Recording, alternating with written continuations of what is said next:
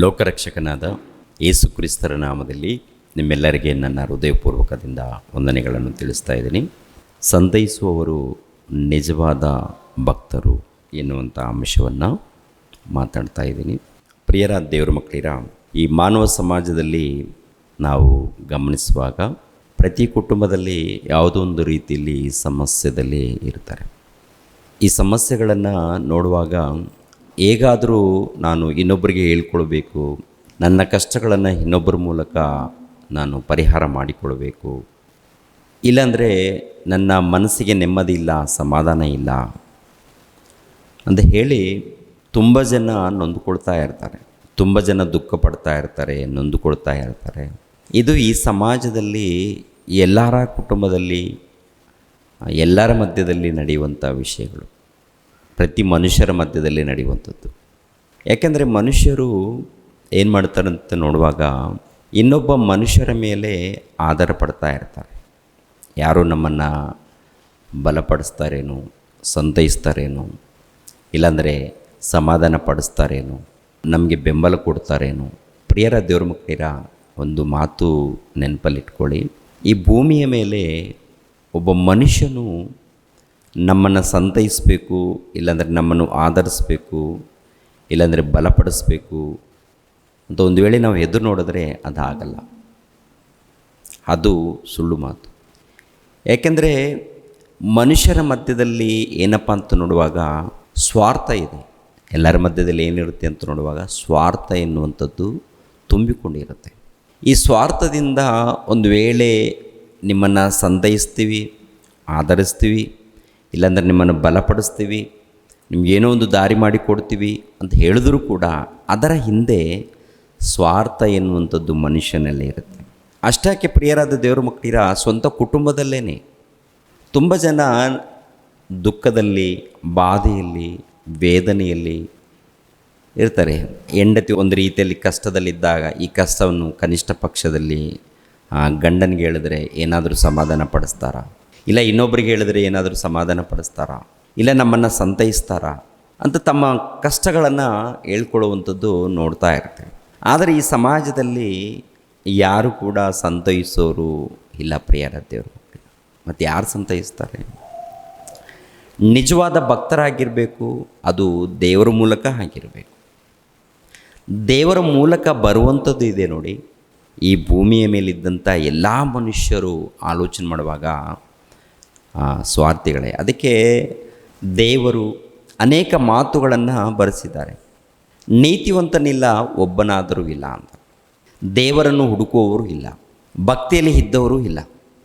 ಮತ್ತು ಹೇಗಿದ್ದಾರೆ ಭೂಮಿಯ ಮೇಲೆ ಅಂತ ನೋಡುವಾಗ ಎಲ್ಲರೂ ಬೈಬಲ್ ಇಟ್ಕೊಂಡಿದ್ದಾರೆ, ಬೈಬಲ್ ಓದ್ತಾರೆ, ಪ್ರಾರ್ಥನೆಗೆ ಹೋಗ್ತಾರೆ, ಪ್ರಾರ್ಥನೆಗೆ ಬರ್ತಾರೆ. ಆದರೆ ಏನು ಕಲ್ತಿದ್ದಾರೆ ಅಂತ ನೋಡುವಾಗ ಪ್ರಿಯರ ದೇವ್ರ ಮಕ್ಕಳಿರ, ಕಲ್ತಿರೋದೇನು? ಎಲ್ಲ ಕಡೆ ಏನಪ್ಪ ಅಂದರೆ ಕ್ರೈಸ್ತರ ಮಧ್ಯದಲ್ಲಿ ಹೊರಗಡೆ ಇದ್ದವರನ್ನು ನಾವು ಬಿಡೋಣ, ಅವ್ರ ಬಗ್ಗೆ ಪಕ್ಕಕ್ಕಿಡೋಣ. ಕ್ರೈಸ್ತರೆಂದು ಹೇಳಿಕೊಳ್ಳುವಂಥ ನಮ್ಮ ಮಧ್ಯದಲ್ಲಿ ಆಲೋಚನೆ ಮಾಡುವಾಗ ಟೋಟಲ್ ಎಲ್ಲರ ಕುಟುಂಬದಲ್ಲಿ, ಎಲ್ಲರ ಮಧ್ಯದಲ್ಲಿ ಈ ಹೃದಯದಲ್ಲಿ ಏನು ತುಂಬಿಕೊಂಡಿದೆ? ಈ ಹೃದಯದಲ್ಲಿ ಏನು ತುಂಬಿಕೊಂಡಿದೆ? ಈ ಹೃದಯದಲ್ಲಿ ದೇವರ ಪ್ರೀತಿ ತುಂಬಿಕೊಂಡಿದೆಯಾ? ದೇವರ ಮೇಲೆ ಭಕ್ತಿ ತುಂಬಿಕೊಂಡಿದೆಯಾ? ಅಥವಾ ಮೂಢ ಭಕ್ತಿ ಇದೆಯಾ ಅಂತ ನೋಡುವಾಗ ಮೂಢ ಭಕ್ತಿಯಲ್ಲಿ ತುಂಬ ಜನ ಇದ್ದಾರೆ.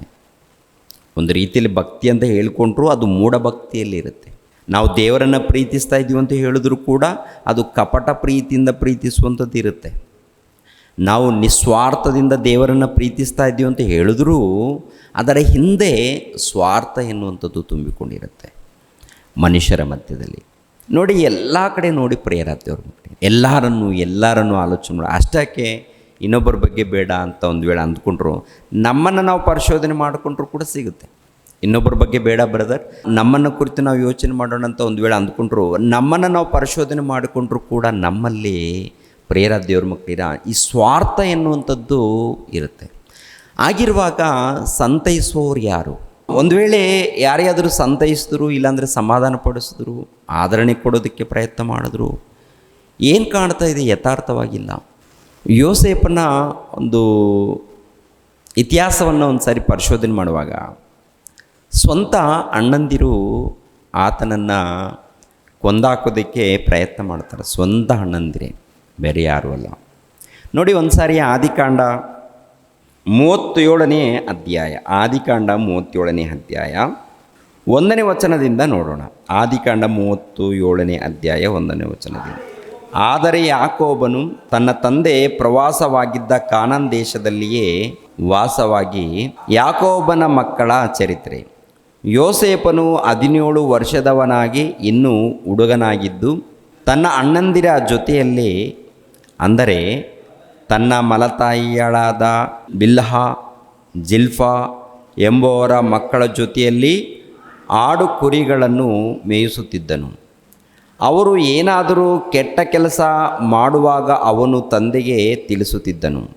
ಯೋಸೇಫನು ಇಸ್ರಾಯೇಲಿಗೆ ಮುಪ್ಪಿನಲ್ಲಿ ಹುಟ್ಟಿದವನಾದ್ದರಿಂದ ಇಸ್ರಾಯೇಲನು ಅವನನ್ನು ತನ್ನ ಎಲ್ಲ ಮಕ್ಕಳಿಗಿಂತ ಹೆಚ್ಚಾಗಿ ಪ್ರೀತಿಸಿ ಅವನಿಗೆ ನಿಲುವಂಗಿಯನ್ನು ಮಾಡಿಸಿಕೊಟ್ಟನು.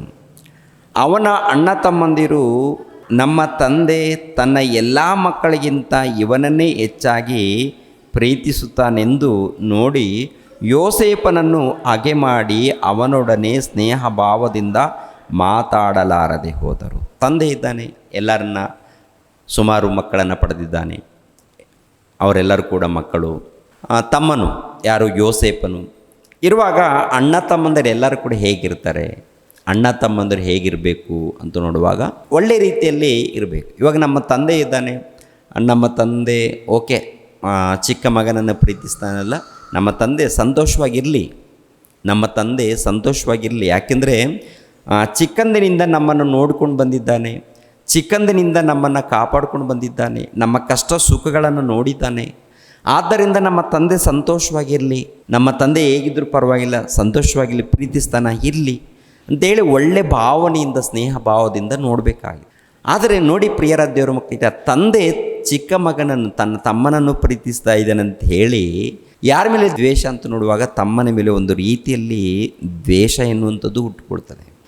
ಇವಾಗ ತಂದೆ ಮೇಲೆ ಕೂಡ ಯಾವ ರೀತಿ ಇರುತ್ತಂತ ನೋಡುವಾಗ ಈ ಮಾತು ಮಾತಾಡಿದ್ದಾರಂದರೆ ಒಂದು ರೀತಿಯಲ್ಲಿ ಆತನ ವಿಷಯದಲ್ಲಿ ಕೂಡ ಯಾವ ರೀತಿ ಅಂದುಕೊಂಡಿರ್ಬೋದು. ಒಂದು ವೇಳೆ ಚಿಕ್ಕ ಮಗನನ್ನೇ ಪ್ರೀತಿಸಿ, ಅಪ್ಪ ನೀನೇನು ದೊಡ್ಡದಾಗಿ ನಮ್ಮ ನೀನು ಹಚ್ಕೊಳ್ತಾ ಇಲ್ಲ ಅಂದರೆ ಯಾವ ರೀತಿ ಕುಟುಂಬದಲ್ಲಿ ಹೇಗೆ ಮಾತಾಡ್ತಾರೆ. ಪ್ರಿಯರ ದೇವ್ರ ಮಕ್ಕಳಿಗೆ ಒಬ್ಬರು ಇಬ್ಬರು ಮಕ್ಕಳಿದ್ದಾಗ ಇಂಥವೆಲ್ಲ ದೊಡ್ಡದಾಗಿ ಗೊತ್ತಾಗಲ್ಲ. ಒಂದು 5-6 ಮಂದಿ ಮಕ್ಕಳಿದ್ದಾಗ ಆ ಕುಟುಂಬದಲ್ಲಿ ಮಕ್ಕಳು ತಂದೆ ತಾಯಿಗಳಿಗೆ ಒಂದು ರೀತಿಯಲ್ಲಿ ಹಿಂಸೆ ಪಡಿಸುವಂಥ ರೀತಿಯಲ್ಲಿ ಮಾತಾಡುವಂಥ ರೀತಿಯಲ್ಲಿ ಇರ್ತಾರೆ, ಹಿಂಸೆ ಪಡಿಸುವಂಥ ರೀತಿಯಲ್ಲಿ ಮಾತಾಡ್ತಾ ಇರ್ತಾರೆ, ತಂದೆ ತಾಯಿಗಳು ನೊಂದುಕೊಳ್ಳುವಂಥ ರೀತಿಯಲ್ಲಿ. ಮತ್ತು ಈ ಯೋಸೇಫನ ಅಂದರೆ ಈ ಯಾಕೋಬನ ಮಕ್ಕಳು ಆ ರೀತಿ ಏನಾದರೂ ಮಾತಾಡಿದ್ದಾರಾ ಅಂತ ನೋಡುವಾಗ ನಡೆದಿದೆ, ಅವೆಲ್ಲ ಕೂಡ ಹೆಚ್ಚಾಗಿ ಕಾಣಲ್ಲ. ಆದರೆ ಅವರ ಮಧ್ಯದಲ್ಲಿ ಇಂಥವೆಲ್ಲ ಘಟನೆಗಳು ನಡೆದಿದೆ. ಕೊನೆಯದಾಗಿ ನೋಡಿ ಪ್ರಿಯರ ದೇವ್ರ ಮಕ್ಕಳಿರ, ತಮ್ಮನಿಗೇನು ಕನಸು ಬಿದ್ದಿದೆ ಅಂತ ಹೇಳ್ತಾನೆ. ತಮ್ಮನು ಭಕ್ತನು, ಯಾಕೋಬನ ಭಕ್ತನು, ಅವರು ಕೂಡ ಭಕ್ತರಾದರೆ ಇವರು ಒಂದು ರೀತಿಯಲ್ಲಿ ಮೂಢಭಕ್ತಿಯಲ್ಲಿದ್ದಾರೆ, ಯಥಾರ್ಥವಾದಂಥ ಭಕ್ತಿ ಇಲ್ಲ. ಯೋಸೇಫನಲ್ಲಿ ಯಥಾರ್ಥವಾದಂಥ ಭಕ್ತಿ ಇದೆ, ಯಥಾರ್ಥನು, ಒಳ್ಳೆಯ ಭಕ್ತನು, ನೀತಿವಂತನು. ಈ ನೀತಿವಂತನಾಗಿರುವಂಥ ಈ ಯೋಸೇಫನಿಗೆ ಪ್ರಿಯರ ದೇವ್ರ ಮಕ್ಕಳಿರ ನೋಡಿ 5ನೇ ವಚನ ನೋಡಿ, 5ನೇ ವಚನ. ಒಂದು ದಿನ ಯೋಸೇಫನು ಕನಸು ಕಂಡು ಅದನ್ನು ತನ್ನ ಅಣ್ಣಂದರಿಗೆ ತಿಳಿಸಲು ಅವರು ಅವನನ್ನು ಇನ್ನೂ ಹೆಚ್ಚಾಗಿ ದ್ವೇಷಿಸಿದರು. ಇನ್ನೂ ಹೆಚ್ಚಾಗಿ ಅಂದರೆ ಯೋಸೇಫನು ಕನಸು ಕಂಡಿದ್ದಾನೆ. ಈ ಕನಸು ಯಾರು ಕೊಟ್ಟಿದ್ದಾರೆ? ದೇವರು ಕೊಟ್ಟಿದ್ದಾರೆ. ಈ ಹುಡುಗನ ಬಂದು ಅಣ್ಣಂದಿರ ಈ ಥರ ನನಗೆ ಕನಸು ಬಿದ್ದಿದೆ ಅಂತ, ಈ ಥರ ನನಗೆ ಕನಸು ಬಿದ್ದಿದೆ ಅಂದಾಗ ಅವರು ಏನಾಗಬೇಕು? ಯೋಚನೆ ಮಾಡಬೇಕು, ಆಲೋಚನೆ ಮಾಡಬೇಕು. ಏನಿರ್ಬೋದು ಇದರ ಹಿಂದೆ, ಉದ್ದೇಶ ಏನಿರ್ಬೋದು ಅಂತ ಯೋಚನೆ ಮಾಡೋದು ಬಿಟ್ಟು ತಮ್ಮನ ಮೇಲೆ ಇನ್ನು ದ್ವೇಷ ಇಟ್ಕೊಳ್ಳುವಂಥದ್ದು ನಡೆಯುತ್ತೆ. ಮತ್ತು ಕೆಲವು ದಿನಗಳಾದಮೇಲೆ ಮತ್ತೊಂದು ಕನಸು ನೋಡಿದ್ದೇನೆ ಎನ್ನುವಂಥ ವಿಷಯವನ್ನು ಹೇಳ್ತಾನೆ. 9ನೇ ವಚನವನ್ನು ನೋಡೋಣ. 9ನೇ ವಚನ.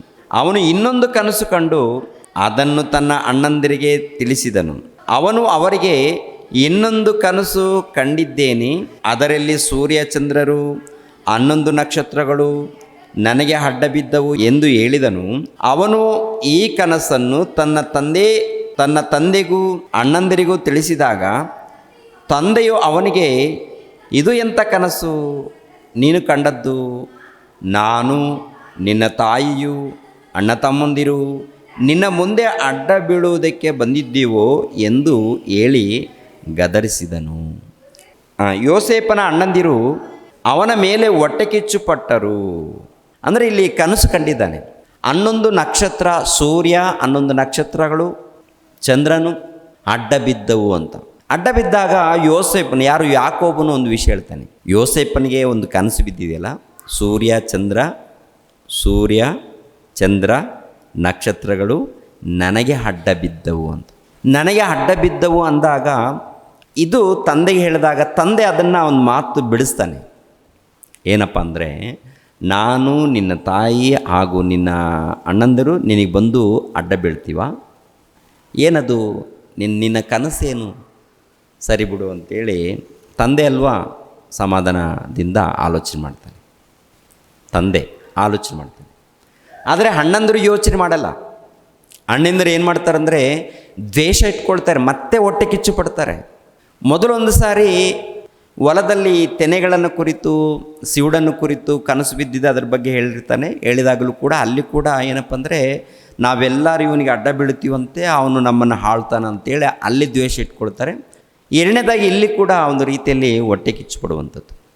ಅಂದರೆ ಸೂರ್ಯನಂದರೆ ಯಾಕೋಬನಿಗೆ ಹೋಲಿಸ್ತಾನೆ, ಚಂದ್ರನಂದರೆ ತನ್ನ ಹೆಂಡತಿಗೆ ಹೋಲಿಸುವಂಥದ್ದು, ನಕ್ಷತ್ರಗಳಿಗೆ ತನ್ನ ಅಣ್ಣಂದರಿಗೆ ಹೋಲಿಸುವಂಥದ್ದು. ಸೂರ್ಯ ಚಂದ್ರ ನಕ್ಷತ್ರಗಳು ಯೋಸೇಫನಿಗೆ ಅಡ್ಡ ಬೀಳ್ತವ ಅಂದರೆ ತಂದೆ ತಾಯಿ ಆಮೇಲೆ ಅಣ್ಣಂದಿರು ಯೋಸೇಫನಿಗೆ ಅಡ್ಡ ಬೀಳ್ತಾರ, ಇದೇ ಅಂತ ಕನಸು ಅಂತ ಯಾರು ಯಾಕೋಬನು ಯೋಚನೆ ಮಾಡ್ತಾನೆ.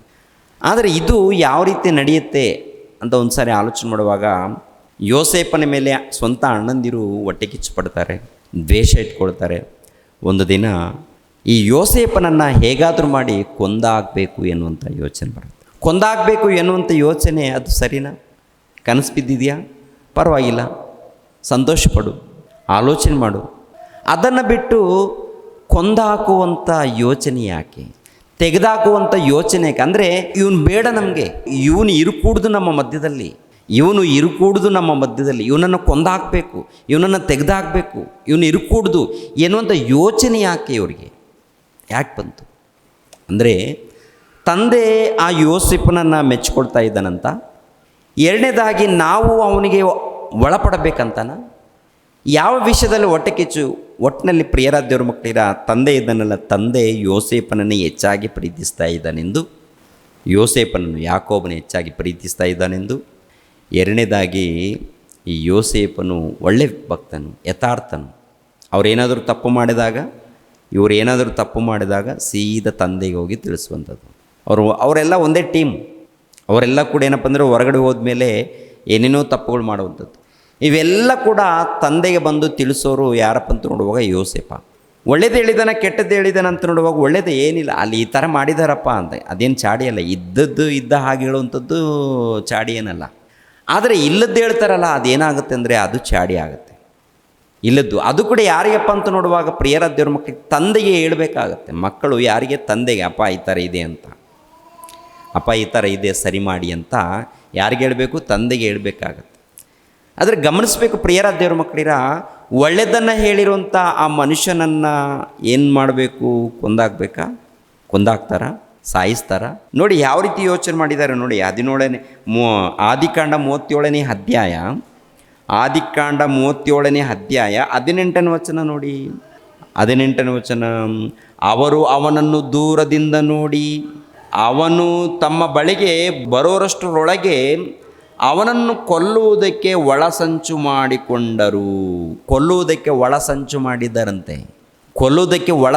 ಮಾಡಿದ್ದಾರಂತೆ. ಅಂದರೆ ಇವರು ಮನುಷ್ಯರಲ್ವಾ? ಮಾನವತ್ವ ಇಲ್ವಾ? ಕೊಲ್ಲಬೇಕು ಎನ್ನುವಂಥ ಯೋಚನೆ ಯಾಕೆ? ಸಾಯಿಸಬೇಕು ಎನ್ನುವಂಥ ಯೋಚನೆ ಯಾಕೆ ಬಂದಿದೆ?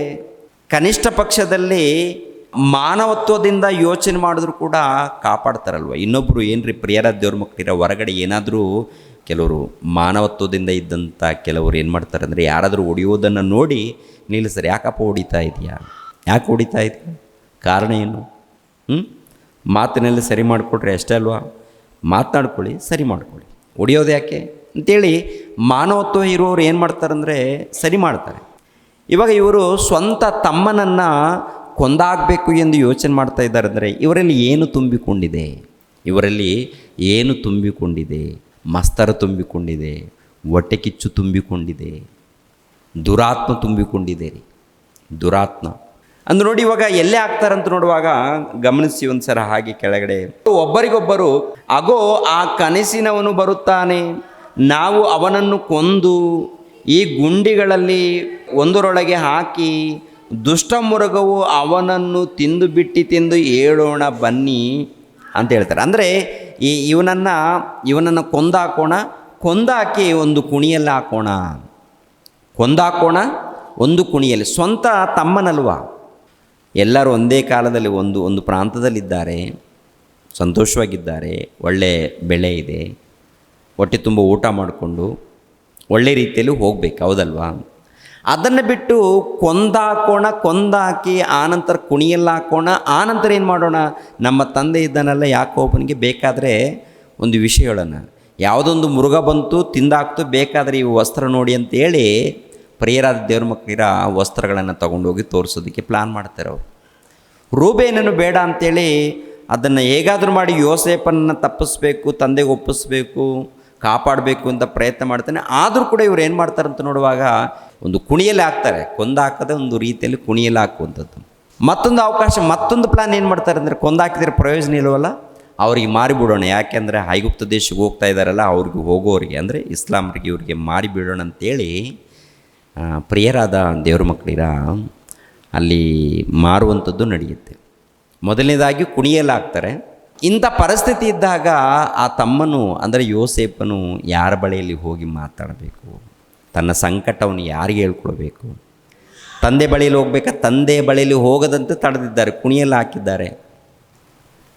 ಆಮೇಲೆ ಅಣ್ಣಂದಿರು ಯಾರಿದ್ದಾರೆ? ಅಣ್ಣಂದಿರು ಎಲ್ಲರೂ ಕೂಡ ಒಗ್ಗಟ್ಟಾಗಿದ್ದಾರೆ.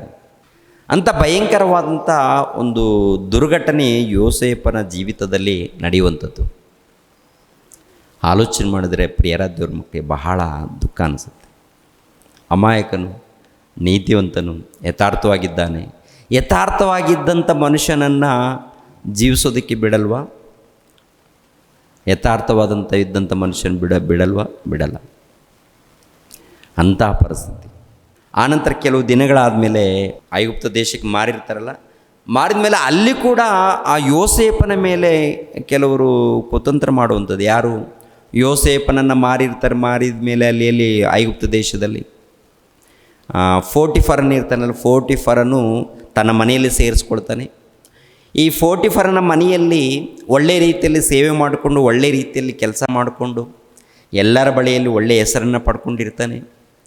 ಆ ಫೋಟಿಫರನು ಕೂಡ ಒಳ್ಳೆ ಯೋಸೇಫನನ್ನು ನಂಬಿರ್ತಾನೆ. ಯೋಸೇಫನು ಕೂಡ ಯಾವ ತಪ್ಪು ಮಾಡದೆ, ಯಾವ ಅನ್ಯಾಯ ಮಾಡದೆ, ಯಾವ ಮೋಸ ಮಾಡದೆ ಒಳ್ಳೆ ರೀತಿಯಲ್ಲಿ ಜೀವಿಸುವಂಥ ವ್ಯಕ್ತಿ. ಕೊನೆಯದಾಗಿ ಫೋಟಿಫರನ ಹೆಂಡತಿ ಕೂಡ ಈ ಯೋಸೇಫನಿಗೆ ಏನ್ರಿ ಮೋಸ ಮಾಡುವಂಥದ್ದು ಅದು ನಡೆಯುತ್ತೆ. ಮತ್ತೆ ಹೋಗಿ ಜೈಲಲ್ಲಿ ಬೀಳ್ತಾನೆ. ಮತ್ತೆ ಎಲ್ಲಿ ಹಾಕ್ತಾರೆ? ಫೋಟಿಫರನ ಹೆಂಡತಿ ನಿಮಿತ್ತವಾಗಿ ಜೈಲಲ್ಲಿ ಹಾಕುವಂಥದ್ದು. ಕೆಲವು ದಿನಗಳು ಜೈಲಲ್ಲಿ ಇರ್ತಾನೆ. ಆನಂತರ ದೇವರು ಕಾಪಾಡಿಕೊಂಡು ಬರ್ತಾನೆ. ದೇವರು ಕಾಪಾಡಿಕೊಂಡು ಜೈಲಿಂದ ಹೊರಗಡೆ ತೊಗೊಂಡು ಬರ್ತಾನೆ. ಕೊನೆಯದಾಗಿ ಯೋಸೇಫನನ್ನು ಎಲ್ಲಿ ನಿಲ್ಲಿಸ್ತಾನೆ ಅಂತ ನೋಡುವಾಗ ಐಗುಪ್ತ ದೇಶದಲ್ಲಿ ಒಂದು ಅರಸನ ಸ್ಥಾನ, ಉನ್ನತ ಸ್ಥಾನವನ್ನು ಕಲ್ಪಿಸಿಕೊಡ್ತಾನೆ ದೇವರು. ಇವಾಗ ಯೋಸೇಫನಿಗೆ ಒಂದು ಕನಸು ಬಿದ್ದಿದೆ ನೋಡಿ, ಕನಸು. ಆ ಕನಸು ಯಾವಾಗ ನೆರವೇರುತ್ತೆ ಅಂತ ನೋಡುವಾಗ ಯೋಸೇಫನು ಈ ಐಗುಪ್ತ ದೇಶದಲ್ಲಿ ಫೋಟಿಫರನ ಮೂಲಕ ಒಂದು ಒಳ್ಳೆಯ ಹೆಸರು ಪಡ್ಕೊಳ್ತಾನೆ. ಆನಂತರ ಜೈಲಿಗೆ ಹೋಗಿ ಆಮೇಲೆ ಜೈಲಿಂದ ಹೊರಗಡೆ ಬರ್ತಾರಲ್ಲ, ಬಂದ ಮೇಲೆ ಒಂದು ಉನ್ನತವಾದಂಥ ಹೆಸರು ಪಡ್ಕೊಳ್ತಾನೆ. ಕೊನೆಯದಾಗಿ ಒಂದು ಅರಸನ ಸ್ಥಾನ, ಅರಸನಿರ್ತಾನೆ. ಈ ಅರಸನ ಕೈ ಕೆಳಗಡೆ ಈ ಯೋಸೇಫನು ಇರುವಂಥದ್ದು ನಡೆಯುತ್ತೆ. ಒಂದು ಉನ್ನತವಾದಂಥ ಅಧಿಕಾರ ಪಡ್ಕೊಳ್ತಾನೆ. ಈ ಅಧಿಕಾರ ಪಡ್ಕೊಂಡಾಗ ಟೋಟಲ್ ಆ ಸುತ್ತಮುತ್ತಲ ಅನೇಕ ಪ್ರಾಂತಗಳು ಅಂದರೆ ಐಗುಪ್ತ ದೇಶದಲ್ಲಿ, ಕಾನಾನ್ ದೇಶದಲ್ಲಿ, ಇನ್ನು ಐಗುಪ್ತ ದೇಶದಲ್ಲಿ ಹತ್ರ ಇರುವಂಥ ಕೆಲವು ದೇಶಗಳಿರುತ್ತಲ್ಲ, ಕಾನಾನ್ ದೇಶ, ಇನ್ನು ಬೇರೆ ಬೇರೆ ದೇಶಗಳಲ್ಲಿ ಈ ಬರ ಬಂದಿರುತ್ತಾರೆ. ಈ ಬರ ಬಂದಾಗ ಆವಾಗ ಎಲ್ಲರೂ ಕೂಡ ಐಗುಪ್ತ ದೇಶಕ್ಕೆ ಬರುವಂಥ ಸ್ಥಿತಿ ಬರುತ್ತೆ ಆಹಾರ ಪದಾರ್ಥಗಳಿಗೋಸ್ಕರ. ಆವಾಗ ಯಾಕೋಬನ ಮಕ್ಕಳು ಕೂಡ ಐಗುಪ್ತ ದೇಶಕ್ಕೆ ಬಂದಾಗ ಈ ದವಸ ಧಾನ್ಯಗಳಿಗೋಸ್ಕರ ಫರೋಹನ ಬಳಿಗೆ ಬರ್ತಾರೆ. ಅಲ್ಲಿ ಫರೋಹನ ಬಳಿಯಲ್ಲಿ ಮುಖ್ಯ ಅಧಿಕಾರಿ ಯೋಸೇಫನ ಬಳಿಯಲ್ಲಿ ಅಣ್ಣಂದಿರೆಲ್ಲರೂ ಬರ್ತಾರೆ. ಕೊನೆಯದಾಗಿ ಯೋಸೇಫ್ ನಮ್ಮ ಸ್ವಂತ ತಮ್ಮನಂತೂ ಗೊತ್ತಿರಲ್ಲ. ಕೆಲವು ದಿನಗಳಾದಮೇಲೆ ಗೊತ್ತಾಗುತ್ತೆ. ಆನಂತರ ಯೋಸೇಫನು ತಂದೆಯನ್ನು ಅಣ್ಣಂದಿರನ್ನ ಎಲ್ಲರನ್ನ ಕರೆಸಿಕೊಂಡು ಐಗುಪ್ತ ದೇಶದಲ್ಲಿ ಪ್ರಿಯರ ದೇವ್ರ ಮಕ್ಕಳಿಗೆ ಸೇರಿಸಿಕೊಳ್ಳುವಂಥದ್ದು. ಈ ಯೋಸೇಫನ ನಿಮಿತ್ತವಾಗಿ ಒಂದು ಭೂಭಾಗವನ್ನು ಯೋಸೇಫನ ನಿಮಿತ್ತವಾಗಿ ಅಲ್ಲಿ ಕೊಡುವಂಥದ್ದು. ಅಣ್ಣಂದಿರೆಲ್ಲರೂ ಕೂಡ, ಅಣ್ಣಂದಿರು, ತಂದೆ ಇವರೆಲ್ಲರೂ ಬಂದು ಅಲ್ಲಿ ವಾಸ ಮಾಡ್ತಾರೆ. ಇಂಥ ಸಂದರ್ಭದಲ್ಲಿ ಅವ್ರು ನೋಡ್ಕೊಳ್ಳುವಂಥ ಸಂದರ್ಭದಲ್ಲಿ ಒಳ್ಳೆ ರೀತಿಯಲ್ಲಿ ಕಾಪಾಡ್ಕೊಂಡು ಬರ್ತಾನೆ. ಆನಂತರ ಕೆಲವು ದಿನಗಳಾದಮೇಲೆ ಯೋಸೇಫನ ತಂದೆಯಾಗಿರುತ್ತ ಯಾಕೋಬನು ಮರಣ ಹೊಂದುತ್ತಾನೆ. ಮರಣ ಹೊಂದಿದ ಮೇಲೆ ಯಾಕೋಬನ ಸಮಾಧಿ ಕಾನಾನ್ ದೇಶದಲ್ಲಿ ಆಗುತ್ತೆ. ಐಗುಪ್ತ ದೇಶದಿಂದ ಮತ್ತು ಕಾನಾನ್ ದೇಶಕ್ಕೆ ತೊಗೊಂಡು ಹೋಗ್ತಾರೆ. ಯಾಕೋಬನ ಮರಣ ಹೊಂದಿದ ಮೇಲೆ ಅಣ್ಣಂದಿರು ಇರ್ತಾರಲ್ಲ, ಅಣ್ಣಂದಿರು ಯೋಸೇಫನನ್ನು ನೋಡಿ ಭಯಪಡ್ತಾರೆ. ಯಾಕೆ ಭಯಪಡ್ತಾರಂದರೆ, ನಾವು ಯೋಸೇಫನಿಗೆ ಬಹಳ ಅನ್ಯಾಯ ಮಾಡಿದ್ದೀವಿ, ಇಷ್ಟು ದಿನ ನಮ್ಮನ್ನು ಕಾಪಾಡಿದ್ದಾನೆಂದರೆ ತನ್ನ ತಂದೆಯೇನೆಂದರೆ ಯಾಕೋಬನ ನೋಡಿ ನಮ್ಮನ್ನು ಕಾಪಾಡಿದ್ದಾನೆ, ಏನೂ ಅಂದಿಲ್ಲ. ಇವಾಗ ಯಾಕೋಬನೇ ಸತ್ತೋಗಿದ್ದಾನೆ. ಇವಾಗ ಈ ಯೋಸೇಫನ ನಮ್ಮ ತಮ್ಮನು ನಮ್ಮ ಮೇಲೆ ದ್ವೇಷ ಇಟ್ಕೊಂಡು ಮತ್ತೇನಾದರೂ ನಮ್ಮನ್ನು ಕೊಂದಾಕ್ತಾನೇನೋ ಅಂತ ಭಯಪಡ್ತಾರೆ, ನಡುಗ್ತಾ ಇರ್ತಾರೆ. ಆ ಸಮಯದಲ್ಲಿ ನಡೆಯುವಂಥದ್ದು ಒಂದು ಮಾತು ನೋಡೋಣ. ಆದಿಕಾಂಡ 50ನೇ ಅಧ್ಯಾಯ 15ನೇ ವಚನದಿಂದ ಗಮನಿಸೋಣ. ಆದಿಕಾಂಡ 50ನೇ ಅಧ್ಯಾಯ 15ನೇ ವಚನದಿಂದ, ಯೋಸೇಫನ ಅಣ್ಣ ತಮ್ಮಂದಿರು ತಂದೆ ಸತ್ತದ್ದನ್ನು ಕಂಡು, ಒಂದು ವೇಳೆ ಯೋಸೇಫನು ನಮ್ಮನ್ನು ದ್ವೇಷಿಸಿ ನಾವು ಅವನಿಗೆ ಮಾಡಿದ ಎಲ್ಲ ಕೇಡಿಗೆ ಪ್ರತಿಯಾಗಿ ಪೂರ ಶಿಕ್ಷೆಯನ್ನು ಕೊಟ್ಟಾನು ಎಂದು ತಮ್ಮೊಳಗೆ ಮಾತಾಡಿಕೊಳ್ತಾ ಇದ್ದಾರೆ. ಅಂದರೆ ಯಾಕೋಬನು ಮರಣ ಹೊಂದಿದ ಮೇಲೆ ಯಾಕೋಬನನ್ನು ಕಾನಾನ್ ದೇಶದಲ್ಲಿ ಸಮಾಧಿ ಮಾಡ್ತಾರೆ. ಕಾನಾನ್ ದೇಶದಲ್ಲಿ ಸಮಾಧಿ ಮಾಡಿದ ಮೇಲೆ ಮತ್ತೆ ಯೋಸೇಫನು ಐಗುಪ್ತ ದೇಶಕ್ಕೆ ಬರುವಂಥದ್ದು, ಅಣ್ಣಂದಿರು ಕೂಡ ಬರುವಂಥದ್ದು. ಇಷ್ಟು ದಿನ ಯಾಕೋಬನು ನಮ್ಮ ಬಳಿಗಿದ್ದ, ಅಂದರೆ ನಮ್ಮ ತಂದೆ ಇದ್ದ, ನಮ್ಮ ತಂದೆಯನ್ನು ನೋಡಿ ಯೋಸೇಫು ನಮಗೇನೂ ಕೇಡು ಮಾಡಿಲ್ಲ. ಇವಾಗ ತಂದೆ ತೀರೋಗಿದ್ದಾನೆ, ಇವಾಗ ತಂದೆ ಇಲ್ಲದೇ ಇರುವುದರಿಂದ ನಮ್ಮ ಮೇಲೆ ದ್ವೇಷ ಇಟ್ಕೊಳ್ತಾನೇನು, ಕೇಡು ಮಾಡ್ತಾನೇನು ಅಂತೇಳಿ ಭಯಪಡ್ತಾರೆ. ಅದೇ ಭಯಪಟ್ಟು ಮಾತಾಡುವಂಥ ಮಾತು ನೋಡಿ ಪ್ರಿಯರ ದೇವ್ರ ಮಕ್ಕಳಿಗೆ. 16, ತಮ್ಮೊಳಗೆ ಮಾತಾಡಿಕೊಂಡು ಯೋಸೇಫನಿಗೆ, ನಿನ್ನ ತಂದೆಯು ಸಾಯೋದಕ್ಕಿಂತ ಮುಂಚೆ ನಮಗೆ ಅಪ್ಪಣೆ ಮಾಡಿದ್ದೇನೆಂದರೆ, ನೀವು ಯೋಸೇಫನಿಗೆ, ನಿನ್ನ ಅಣ್ಣಂದಿರಾದ ನಾವು ನಿನಗೆ ಕೇಡು ಮಾಡಿದ್ದು ನಿಜವೇ, ಆದರೂ ನಮ್ಮ ಅಪರಾಧಗಳನ್ನು ನಮ್ಮ ಪಾಪವನ್ನು ಕ್ಷಮಿಸು ಎಂಬುದಾಗಿ ಹೇಳಿಕೊಳ್ಳಬೇಕು. ಹೀಗೆ ಅವನು ಅಪ್ಪಣೆ ಮಾಡಿದ್ದರಿಂದ ನೀನು ಈಗ ನಿನ್ನ ತಂದೆಯ ದೇವರಿಗೆ ಭಕ್ತನಾಗಿರುವ ನಾವು ಮಾಡಿದ ಅಪರಾಧವನ್ನು ಕ್ಷಮಿಸಬೇಕೆಂದು ಬೇಡಿಕೊಳ್ಳುತ್ತೇವೆಂದು ಹೇಳಿ ಕಳಿಸಿದರು. ಯೋಸೇಫನು ಈ ಮಾತುಗಳನ್ನು ಕೇಳಿ ಕಣ್ಣೀರು ಸುರಿಸಿದನು. ಇದಲ್ಲದೆ ಅಣ್ಣಂದಿರು ತಾವೇ ಬಂದು ಅವನ ಮುಂದೆ ಅಡ್ಡಬಿದ್ದು, ಇಗೋ ನಾವು ನಿನಗೆ ಗುಲಾಮರು ಅಂದರು. ಯೋಸೇಫನು ಅವರಿಗೆ, ಹೆದರಬೇಡಿರಿ, ನಾನೇನು ದೇವರ ಪ್ರತಿನಿಧಿಯೋ, ನೀವಂತೂ ನನಗೆ ಕೇಡಾಗಬೇಕೆಂದು ಎಣಿಸಿದ್ದೀರಿ, ಆದರೆ ದೇವರು ಮೇಲಾಗಬೇಕೆಂದು ಸಂಕಲ್ಪಿಸಿದನು. ಈಗ ಅನುಭವಕ್ಕೆ ಬಂದ ಪ್ರಕಾರವೇ ಅನೇಕ ಪ್ರಾಣಿಗಳಿಗೆ ಸಂರಕ್ಷಣೆ ಉಂಟಾಗುವಂತೆ ಮಾಡಿದನು. ನೋಡಿ, ಅಣ್ಣಂದಿರು ಎಲ್ಲರೂ ಕೂಡ ಯೋಸೇಫನ ಬಳಿಗೆ ಬಂದು ಮೇಲುಗಡೆ ಒಪ್ಪಿಕೊಳ್ಳೋದು, ನಾವು ತಪ್ಪು ಮಾಡಿದ್ದೀವಿ ತಮ್ಮ, ನಾವೆಲ್ಲರೂ ತಪ್ಪು ಮಾಡಿದ್ದೀವಿ, ನಾವು ನಿನಗೆ ಅನ್ಯಾಯ ಮಾಡಿದ್ದೀವಿ, ತಪ್ಪು ಮಾಡಿದ್ದೀವಿ ಅಂತೇಳಿ ಎಲ್ಲರೂ ಬಂದು ಕ್ಷಮೆ ಕೇಳುವಂಥದ್ದು ನಡೆಯುತ್ತೆ. ಅಲ್ಲಿ ಅಣ್ಣಂದಿರು ಎಲ್ಲರೂ ಬಂದು ಕ್ಷಮೆ ಕೇಳುವಂಥದ್ದು ನಡೆಯುತ್ತೆ. ಆದರೂ ಯೋಸೇಫನು, ಪ್ರಿಯರ ದೇವ್ರ ಮಕ್ಕಳಿರ, ಅಣ್ಣಂದಿರು ಮಾಡಿರುವಂಥ ಅನೇಕ ಒಂದು ದುಷ್ಕೃತ್ಯಗಳನ್ನು ಮನಸ್ಸಿನಲ್ಲಿಟ್ಟುಕೊಂಡು ಪ್ರಿಯರ ದೇವ್ರ ಮಕ್ಕಳಿರ ಅವ್ರಿಗೆ ಹಾಗೆ ಮಾಡಿಲ್ಲ, ಅವರನ್ನು ದ್ವೇಷಿಸಿಲ್ಲ. ಅವೆಲ್ಲ ಮರೆತು ಅವರನ್ನು ಏನು ಮಾಡಿದ್ದಾರೆ ಹೇಳಿ, ಅವರನ್ನು ಕ್ಷಮಿಸಿದ್ದಾನೆ. ಅವರನ್ನು ಕ್ಷಮಿಸಿ ಎರಡನೇದಾಗಿ ಅವರನ್ನು ಆಧರಿಸುವಂಥದ್ದು ನೋಡುತ್ತೇವೆ. ಕೆಳಗಡೆ ಮಾತು, ಅವರನ್ನು ಆಧರಿಸುವಂಥದ್ದು, ಅವರನ್ನು ಬಲಪಡಿಸುವಂಥದ್ದು, ಅವರನ್ನು ಸಂತೈಸುವಂಥದ್ದು ನೋಡುತ್ತೇವೆ ಪ್ರಿಯ. ಅಂದರೆ ಕೇಡು ಮಾಡಿದವರನ್ನು ಸಂತೈಸುವಂಥ ಒಂದು ದೊಡ್ಡ ಮನಸ್ಸು ಯಾರಿಗಿರುತ್ತೆ ಅಂದರೆ ನಿಜವಾದ ಭಕ್ತರಿಗೆ ಇರುತ್ತೆ. ನಿಜವಾದ ಭಕ್ತರು ಯಾರಿರ್ತಾರೋ ಅವ್ರಿಗಿರುತ್ತೆ. ಕೇಡು ಮಾಡಿದ್ರು ಕೂಡ, ಅನ್ಯಾಯ ಮಾಡಿದ್ರು ಕೂಡ, ಅನ್ಯಾಯ ಮಾಡಿದಾರ, ಮೋಸ ಮಾಡಿದಾರ, ಏನು ಮಾಡಿದ್ರೂ ಪರವಾಗಿಲ್ಲ, ಅವರನ್ನು ಕ್ಷಮಿಸಿ ಬಿಡೋಣ, ಅವರನ್ನು ಕಾಪಾಡೋಣ, ಓಕೆನಾ, ಅವರನ್ನು ಸಂತೈಸೋಣ.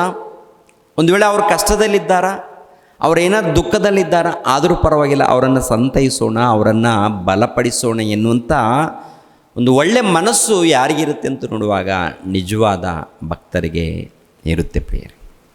ಇವಾಗ ನಮ್ಮ ಮಧ್ಯದಲ್ಲಿ ಕೂಡ ಯಾರಾದರೂ ನಮ್ಮ ಮನಸ್ಸನ್ನು ನೋಯಿಸಿದವರಿದ್ದಾರಾ, ಇಲ್ಲ ನಮ್ಮನ್ನು ತಿವಿದವರಿದ್ದಾರಾ, ನಮ್ಮ ಮೇಲೆ ದ್ವೇಷ ಇಟ್ಕೊಂಡವರಿದ್ದಾರಾ? ಯಾರೇ ಹೇಗಿದ್ದರೂ ಕೂಡ ನಾವು ಹೇಗಿರಬೇಕು ಹೇಳಿ? ನಾವು ಹೇಗಿರಬೇಕು? ನಿಜವಾದ ಭಕ್ತರಾದರೆ ಪ್ರಿಯರೇ, ನಿಜವಾದ ಭಕ್ತರಾದರೆ ಇಂಥ ಮನಸ್ಸುಳ್ಳವರಾಗಿ ನಾವೆಲ್ಲರೂ ಇರಬೇಕಾಗುತ್ತೆ. ಎಲ್ಲರ ಬಳಿಯಲ್ಲಿ ಅಣ್ಣ ಇವರು ದ್ವೇಷ ಮಾಡಿದ್ರು ನಮ್ಮನ್ನು, ಇವರು ನಿಂದಿಸಿದ್ರು ನಮ್ಮನ್ನು, ಇವರು ಒಂದು ರೀತಿಯಲ್ಲಿ ಅಂತ ಇದೆ. ತುಂಬ ಫೋನ್ಗಳು ಬರ್ತಾ ಇರುತ್ತೆ. ಎಂಥ ಫೋನ್ಗಳು ಬರ್ತಾ ಇರುತ್ತಂದರೆ, ಮನೆಯಲ್ಲಿ ನಮಗೆ ಕಿರಿಕಿರಿ ಬ್ರದರ್ ಯಾವಾಗ ನೋಡಿದ್ರು ಬಾಯಿಗೆ ಬಂದು ಬೈತಾ ಇರ್ತಾರೆ ಇವರು. ನಿನ್ನ ಭಕ್ತನಾದರೆ ಏನು ಮಾಡಬೇಕಮ್ಮ? ನಿನ್ನ ಭಕ್ತನಾದರೆ ನೀನು ಏನು ಮಾಡಬೇಕಪ್ಪ? ನೀನು ನಿಜವಾದ ಭಕ್ತನಾದರೆ ಅವ್ರು ಏನಾದರೂ ಮಾತಾಡ್ಕೊಳ್ಳಿ. ಅವ್ರು ಒಟ ಮಾತಾಡಿದ್ದಾರೆ ಅಂದರೆ ಪಾಪ ಯಾರಿಗೆ? ಪಾಪ ಯಾರಿಗೆ ಬರುತ್ತೆ? ಅವ್ರಿಗೆ ಮಾತಾಡ್ದವ್ರಿಗೆ ಬರುತ್ತಾ, ನಮ್ಗೆ ಬರುತ್ತಾ? ಯಾರು ಮಾತನಾಡ್ಕೊಂಡಿದ್ದಾರೋ, ಯಾರು ನಿಂದಿಸಿದ್ದಾರೋ, ಯಾರು ಅವಮಾನ ಪಡಿಸಿದ್ದಾರೋ ಆ ಪಾಪ ಅವ್ರಿಗೆ ಅಂಟುಕೊಳ್ಳುತ್ತೆ ವಿನಃ ನಮಗೇನಿಲ್ಲ. ಯಾರಾದರೂ ಒಂದು ಮಾತು ಅಂದ ತಕ್ಷಣ ಏನ್ರಿ ನಾನು ಯಾಕೆ ಅನಿಸ್ಕೊಳ್ಳಿ ಅಂತ, ನಾನು ಯಾಕೆ ಅನಿಸ್ಕೊಳ್ಳಿ ಅನ್ನೋಂಥ ಭಾವನೆ ಯಾಕೆ ಬರುತ್ತೆ? ನೀನು ನಿಜವಾದ ಭಕ್ತನಾದರೆ ನೀನು ಅನಿಸ್ಕೊಳ್ಳು, ತಪ್ಪೇನಿಲ್ಲ. ನೀನು ನಿಜವಾಗ್ಲೂ ನೀನು ಭಕ್ತನಾದರೆ, ನೀನು ನಿಜವಾಗ್ಲೂ ನೀನು ನೀತಿವಂತನಾದರೆ ನಿನ್ನಲ್ಲಿ ಭಕ್ತಿ ಬಿಟ್ಟರೆ ಬೇರೆ ಏನೂ ಕಾಣಬಾರ್ದು. ದ್ವೇಷ, ಅಸೂಯೆ ಇವೆಲ್ಲ ಹೋಗಬೇಕು. ಯಾಕೆಂದರೆ ಪ್ರಿಯರಾದ ದೇವ್ರ ಮಕ್ಕಳಿರ ಕ್ರೈಸ್ತರು ಕಲಿಬೇಕಾದಂಥದ್ದು ಇವು ತುಂಬ ಇದೆ ರೀ. ಇವೇನೂ ಕಲಿತಾ ಇಲ್ಲ, ಸುಮ್ಮನೆ ಬಾಯ್ಪಾಠ. ವಾಕ್ಯಗಳನ್ನು ಕಲಿತಾ ಇದ್ದೀವಿ, ಹೇಳ್ತಾ ಇದ್ದೀವಿ, ಆಡ್ತಾ ಇದ್ದೀವಿ. ಇರಲಿ, ಆದರೆ ವಾಕ್ಯಗಳನ್ನು ಹೃದಯದಲ್ಲಿ ಸೇರಿಸ್ಕೊಂಡು ಜೀವನದಲ್ಲಿ ಇರಬೇಕಲ್ಲ, ನಮ್ಮ ಬದುಕಿನಲ್ಲಿ ಇರಬೇಕಲ್ಲ. ಬದುಕಿನಲ್ಲಿ ಇಲ್ಲದೆ ಹೋದರೆ ನೀನು ಹುಟ್ಟಿದಂದಿನಿಂದ ಕ್ರೈಸ್ತನಾದರೆ ಏನಪ್ಪ ನಿನಗೆ ಪ್ರಯೋಜನ? ಏನ್ರಿ ಪ್ರಿಯರಾದ ದೇವ್ರ ಮಕ್ಕಳಿರ, ಈ 1ನೇ ಶತಮಾನದಲ್ಲಿ ಕ್ರೈಸ್ತರಿದ್ದಾರಲ್ಲ, ಕ್ರೈಸ್ತರು ಅಭಿವೃದ್ಧಿ ಆಗ್ತಾರೆ, ಅನೇಕ ಪ್ರಾಂತಗಳಲ್ಲಿ ಸಭೆ ಏರ್ಪಾటు ಮಾಡ್ತಾರೆ. ಆನಂತರ ಇವ್ರ ಕಾಲ ಮುಗಿದೋದ್ಮೇಲೆ ಕ್ರೈಸ್ತ ಶಕ 3ನೇ ಶತಮಾನದಿಂದ ಒಬ್ಬ ಚಕ್ರವರ್ತಿ ಯೇಸು ಕ್ರಿಸ್ತ ನಂಬಿಕೊಂಡ ಮೇಲೆ ಈ ರೋಮನ್ ಕ್ಯಾಥಲಿಕ್ ಸಭೆ ಎನ್ನುವಂಥದ್ದು ಪ್ರಾರಂಭವಾಗುತ್ತೆ. ಈ ಪ್ರಾರಂಭವಾದಾಗ ಕ್ರೈಸ್ತರು ಗುರುತಿಡಿಬೇಕಂದ್ರೆ ಅವರು ಕೊರಳಲ್ಲಿ ಏನಿರಬೇಕು? ಸಿಲಿಬೆಯ ಒಂದು ಗುರುತಿರಬೇಕು. ಆ ಸಿಲಿಬೆ ಹಾಕ್ಕೊಂಡಿರಬೇಕು ಕೊರಳಲ್ಲಿ. ಇವರು ಕ್ರೈಸ್ತರೆಂದು ಗುರುತಿಡಬೇಕಾದ್ರೆ ಕೊರಳಿನಲ್ಲಿ ಸಿಲಿಬೆಯ ಗುರುತಿರಬೇಕು. ಹಾಗಿದ್ರೇ ಇವರು ಕ್ರೈಸ್ತರು ಅಂಥೇಳಿ ಅದೊಂದು ಸಿದ್ಧಾಂತ ಬರುತ್ತೆ. ಈ ಕ್ರೈಸ್ತರು ಅಂದರೆ ಈ ನಾಮಕವಾಸ್ತ ಕ್ರೈಸ್ತರು ಅಭಿವೃದ್ಧಿ ಆದಾಗ ಕೆಲವು ವರ್ಷಗಳಾದಮೇಲೆ, ಸುಮಾರು ಕ್ರಿಸ್ತ ಶಕ 1000 ವರ್ಷದಲ್ಲಿ ಏನಾಗುತ್ತಂದರೆ ಯೆರೂಸಲೇಮ್ ಪಟ್ಟಣದ ಮೇಲೆ ಯುದ್ಧ ಮಾಡೋದಕ್ಕೆ ಹೋಗ್ತಾರೆ. ಯೆರೂಸಲೇಮ್ ಪಟ್ಟಣದ ಮೇಲೆ ಯುದ್ಧ ಮಾಡೋದಕ್ಕೆ ಯಾರು ಹೋಗ್ತಾರೆ ಗೊತ್ತಾ? ಕ್ರೈಸ್ತರು ಯುದ್ಧ ಮಾಡ್ಬೋದಾ? ಯುದ್ಧ ಮಾಡೋದಕ್ಕೆ ಹೋಗ್ತಾರೆ. ಯಾಕೆ ಯುದ್ಧ ಅಂದರೆ ಧರ್ಮದಗೋಸ್ಕರ ಯುದ್ಧ ಅಂತ. ಯುದ್ಧ ಯಾಕೆಂದರೆ ಧರ್ಮದಗೋಸ್ಕರ ಯುದ್ಧ, ಕ್ರೂಸೈಡ್ ಅಂದರೆ ಧರ್ಮದಗೋಸ್ಕರ ಯುದ್ಧ ಮಾಡಿದ್ದಾರೆ. ಅಂದರೆ ಅಲ್ಲಿ ಯೆರೂಸಲೇಮ್ ಪಟ್ಟಣ ಸುತ್ತಮುತ್ತಲು ಕೆಲವು ಪಟ್ಟಣಗಳಿದೆಯಲ್ಲ, ಇದೆಲ್ಲ ಕೂಡ ಪವಿತ್ರ ನಾಡು, ಕ್ರೈಸ್ತರಿಗೆ ಪವಿತ್ರ ನಾಡೋದು. ಆದ್ದರಿಂದ ಈ ಪವಿತ್ರ ನಾಡನ್ನು ಸ್ವಾಧೀನಪಡಿಸಿಕೊಂಡಿರುವಂಥ ಇಸ್ಲಾಂ ಸಹೋದರರನ್ನು ಸ್ವಾಧೀನ ಮಾಡಿಕೊಂಡು, ಇಲ್ಲಾಂದರೆ ಅವರ ಸ್ವಾಧೀನದಲ್ಲಿ ಇದ್ದಂಥ ಈ ಪವಿತ್ರ ನಾಡನ್ನು ನಾವು ಸ್ವಾಧೀನ ಮಾಡಿಕೊಳ್ಳೋಣ ಅಂತೇಳಿ ಕ್ರೈಸ್ತರು ಯುದ್ಧಕ್ಕೆ ಹೋಗ್ತಾರೆ. ಒಂದು ಸಾರಿ ಗೆಲ್ತಾರೆ, ಆಮೇಲೆಲ್ಲ ಸೋಲು ಅನುಭವಿಸ್ತಾರೆ. ಒಂದು ಸಾರಿ ಮಾತ್ರ ಗೆಲ್ಲುತ್ತಾರೆ, ಆಮೇಲೆ ಮತ್ತೆ ಪದೇ ಸೋಲನ್ನು ಅನುಭವಿಸ್ತಾರೆ. ಈ ಸೋಲನ್ನು ಅನುಭವಿಸಿದಾಗ ಒಂದು 5ನೇ ಕ್ರೂಸೈಡ್ ನಡೆಯುತ್ತೆ. 5ನೇ ಕ್ರೂಸೈಡ್ ಅಂದರೆ 5ನೇ ಧರ್ಮಯುದ್ಧ. ಈ ಕ್ರೈಸ್ತರು ಯೆರೂಸಲೇಮ್ ಪಟ್ಟಣದ ಮೇಲೆ, ಅಂದರೆ ಯೆರೂಸಲೇಮ್ ಪಟ್ಟಣದಲ್ಲಿ ಅಂದರೆ ಮಹಮ್ಮದೀಯರು ಸ್ವಾಧೀನ ಮಾಡಿಕೊಂಡಿರ್ತಾರಲ್ಲ, ಈ ಮಹಮ್ಮದೀಯರು ಸ್ವಾಧೀನ ಮಾಡಿಕೊಂಡಿರುವಂಥ ಯೆರೂಸಲೇಮ್ ಪಟ್ಟಣವನ್ನು ಇವರು ಸ್ವಾಧೀನ ಮಾಡಿಕೊಳ್ಳೋದಕ್ಕೆ ಯುದ್ಧ ಮಾಡೋದಕ್ಕೆ ಹೋಗ್ತಾರೆ.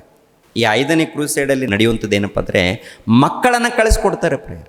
ಮಕ್ಕಳನ್ನು ಯುದ್ಧಕ್ಕೆ ಕಳಿಸ್ಕೊಡುವಂಥದ್ದು. ಈ ಮಕ್ಕಳನ್ನು ಯುದ್ಧಕ್ಕೆ ಕಳಿಸ್ಕೊಟ್ಟಾಗ ಏನು ನಡೀತೆ? ಯಾಕೆ ಮಕ್ಕಳನ್ನು ಯುದ್ಧಕ್ಕೆ ಕಳಿಸ್ಕೊಟ್ಟಿದ್ದಾರೆ?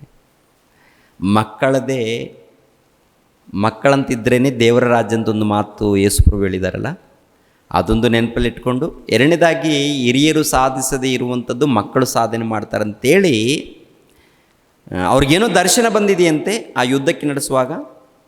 ಆ ದೇವ್ರ ದರ್ಶನ ಕೊಟ್ಟಿದ್ದಾರಂತೆ.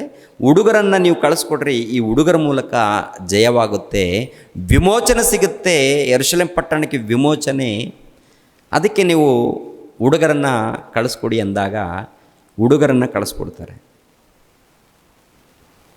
ಯಾವುದಕ್ಕೆ? ಯುದ್ಧ ಮಾಡೋದಕ್ಕೆ.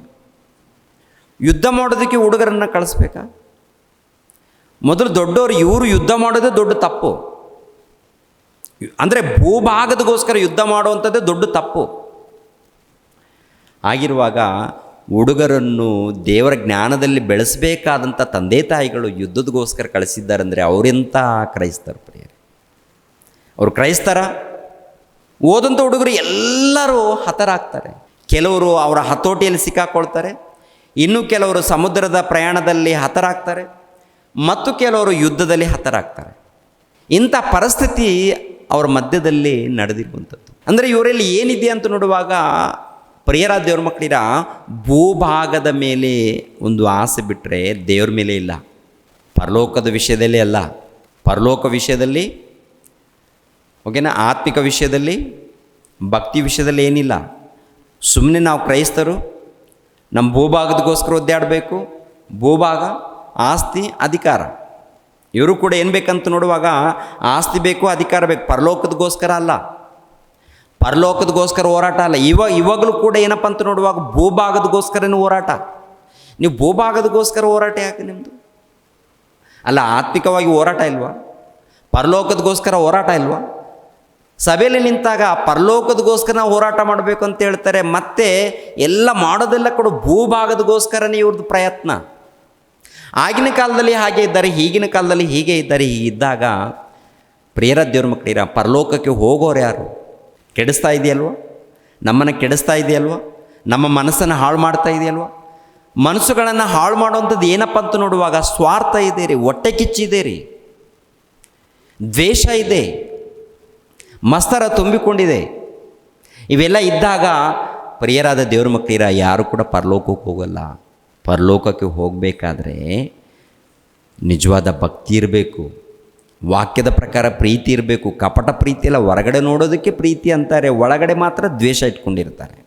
ನಮ್ಮಲ್ಲಿ ವಾಕ್ಯದ ಪ್ರಕಾರ ಭಕ್ತಿ ಇರಬೇಕು, ವಾಕ್ಯದ ಪ್ರಕಾರ ಪ್ರೀತಿ ಇರಬೇಕು. ಪ್ರೀತಿ ಇದ್ದಾಗ ನೋಡಿ, ಯೋಸೇಫನು ಯಾವ ರೀತಿ ಕೇಡು ಮಾಡಿದವರನ್ನು ಕ್ಷಮಿಸಿದ್ದಾನೋ ಅದೇ ಪ್ರಕಾರ ನಾವು ಕೂಡ ಹಾಗೆ ಒಳ್ಳೆ ಭಾವನೆಯಿಂದ ನಾವೆಲ್ಲರೂ ಜೀವಿಸಬೇಕು, ನಾವೆಲ್ಲರೂ ಬೆಳಿಬೇಕು, ಆತ್ಮಿಕವಾಗಿ ಬೆಳಿಬೇಕು, ದೇವ್ರಿಗೋಸ್ಕರ ಬೆಳಿಬೇಕು, ದೇವರ ವಾಕ್ಯದ ನಿಮಿತ್ತವಾಗಿ ನಾವು ಬೆಳಿಬೇಕು, ಕೆಲಸ ಮಾಡಬೇಕು, ಸೇವೆ ಮಾಡಬೇಕು,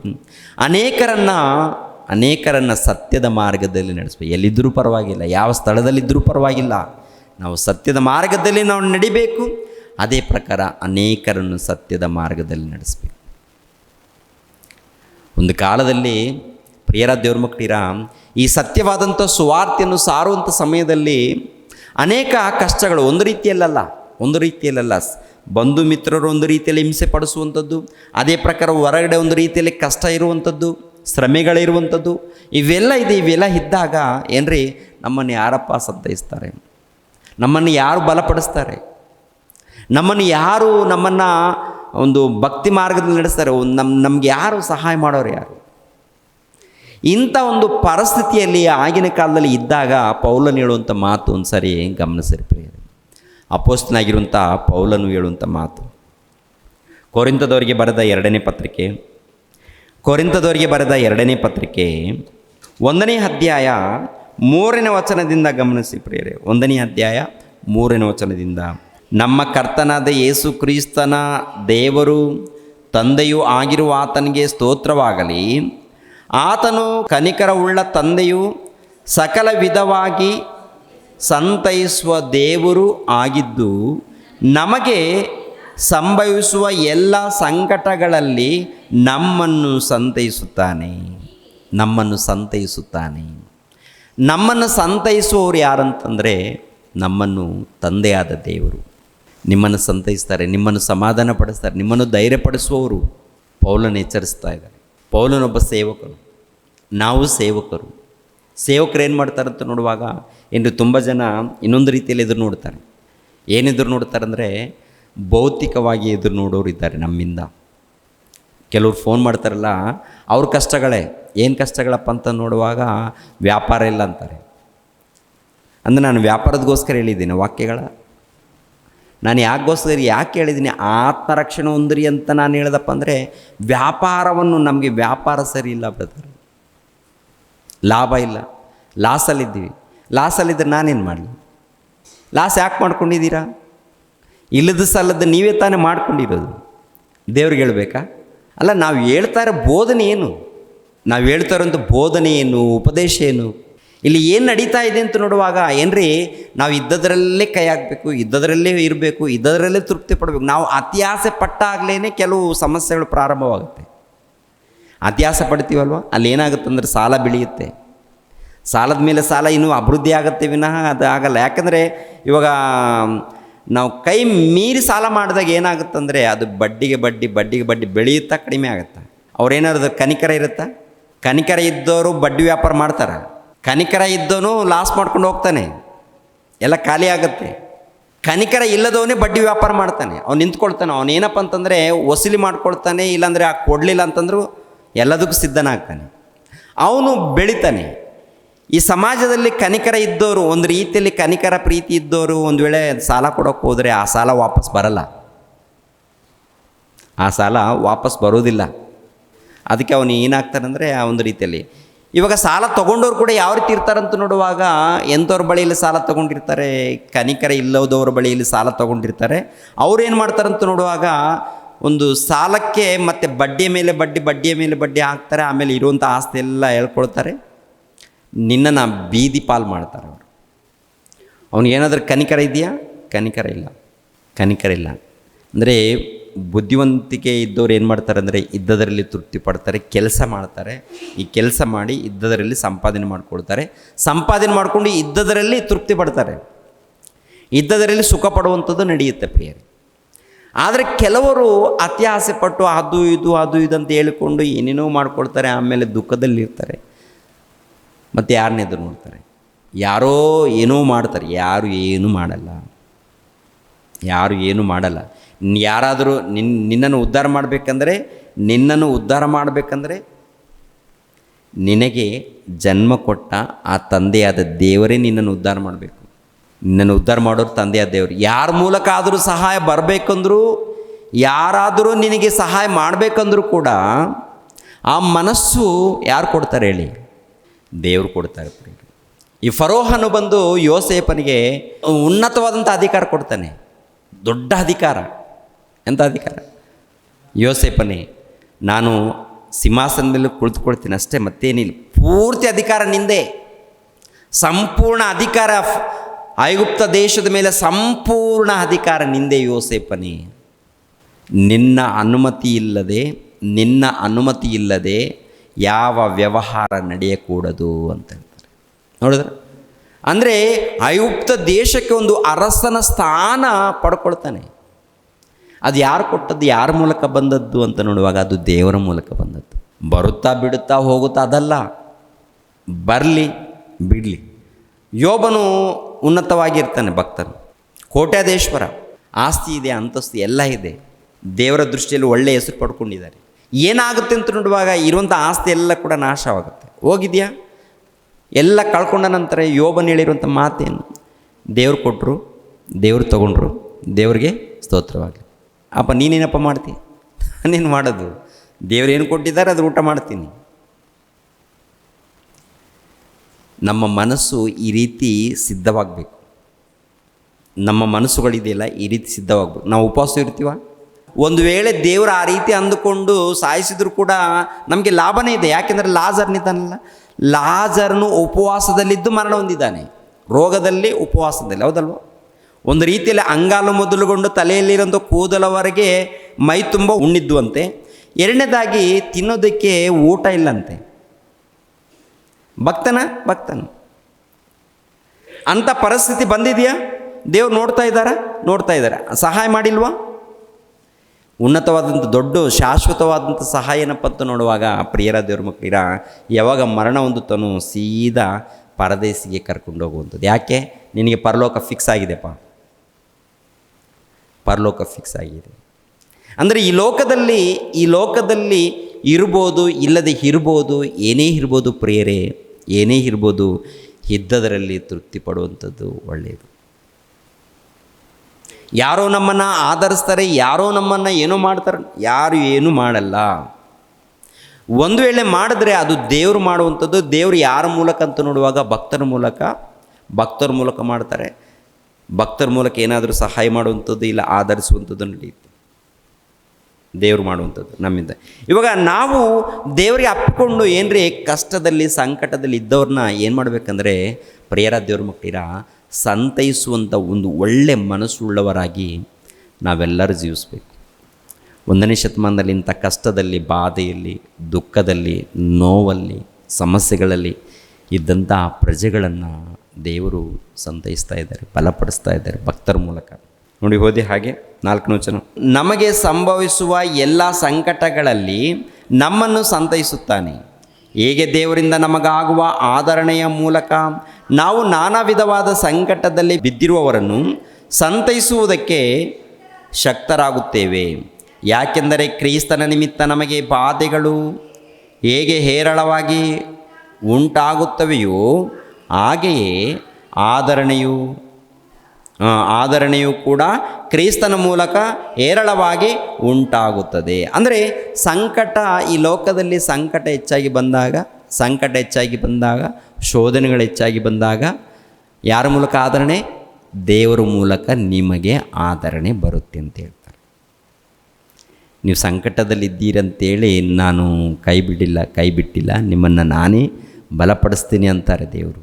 ಅಮ್ಮ, ನಿಮ್ಮ ಕೈ ನಾನು ಬಿಟ್ಟಿಲ್ಲ, ನಿಮ್ಮ ಜೊತೆಯಲ್ಲಿ ನಾನು ಇದ್ದೀನಿ, ನಿಮ್ಮನ್ನು ಬಲಪಡಿಸೋನು ನಾನೇ, ನಿಮ್ಮನ್ನು ಆಧರಿಸುವವನು ನಾನೇ. ಈ ಲೋಕದಲ್ಲಿ ಸಂಕಟವೆಂದು, ಈ ಲೋಕದಲ್ಲಿ ಶ್ರಮೆಗಳೆಂದು, ಈ ಲೋಕದಲ್ಲಿ ಏನು ಇದೆ ಅಂತ ಹೇಳಿ ನೀವು ದುಃಖ ಪಡಬೇಡಿ. ಅಂಥ ಸಂದರ್ಭದಲ್ಲಿ ದೇವರ ಹಸ್ತ ನಿಮ್ಮ ಮೇಲೆ ಇರುತ್ತೆ ಅಂತ.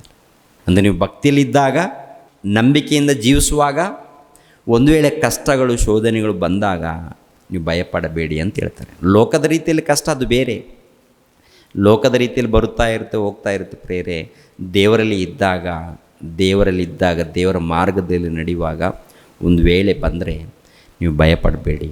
ನಾನಿದ್ದೀನಿ, ನಾನು ನಿಮ್ಮನ್ನು ಆಧರಿಸ್ತೀನಿ, ನಿಮ್ಮನ್ನು ಕಾಪಾಡುತ್ತೇನೆ, ಭಯಪಡಬೇಡಿ ಅಂತ ಹೇಳ್ತಾರೆ ಪ್ರಿಯರು. ಇದು ಅವರ ಕಾಲದಲ್ಲಿ ಹೇಳಿರುವಂಥದ್ದು. ಹಾಗೆ 6ನೇ ವಚನ ನೋಡಿ. ನಮಗೆ ಸಂಕಟ ಬರುತ್ತದೋ ಅದರಿಂದ ನಿಮಗೆ ಧೈರ್ಯವೂ ರಕ್ಷಣೆಯೂ ಉಂಟಾಗುತ್ತದೆ. ನಮಗೆ ಸಂಕಟ ಪರಿಹಾರವಾಗುತ್ತದೋ ಅದರಿಂದ ನಿಮಗೆ ಆದರಣೆ ಆಗುತ್ತದೆ. ನಾವು ಅನುಭವಿಸುವಂಥ ಬಾಧೆಗಳನ್ನು ನೀವು ತಾಳ್ಮೆಯಿಂದ ಸಹಿಸಿಕೊಳ್ಳುವಂತೆ ಅದು ನಿಮ್ಮನ್ನು ಧೈರ್ಯಗೊಳಿಸುತ್ತದೆ. ನೀವು ಬಾಧೆಗಳಲ್ಲಿ ನಮ್ಮೊಂದಿಗೆ ಪಾಲುಗಾರರಾಗಿರುವ ಪ್ರಕಾರ ಆದರಣೆಯಲ್ಲಿಯೂ ಪಾಲುಗಾರರಿದ್ದೀರೆಂದು ನಮಗೆ ತಿಳಿದಿರುವುದರಿಂದ ನಿಮ್ಮ ವಿಷಯದಲ್ಲಿ ನಮಗಿರುವ ನಿರೀಕ್ಷಣೆಯು ದೃಢವಾಗಿದೆ.